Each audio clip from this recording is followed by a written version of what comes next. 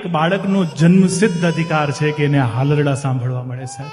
હતો હું સુતો પારણે પુત્ર નાનો.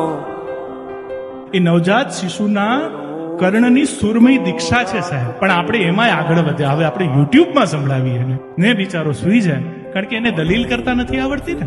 પુત્ર છે ને કોઈ લતા મંગેશકરજી જેવો અવાજ નથી માંગતો, એ તો તમારા પાસે ભાવ માંગે છે સાહેબ. કેમ તમે ના ના ના નથી કરતા?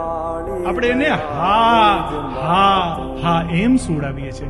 આ હકારાત્મકતા હતી આપણા પૂર્વજોમાં.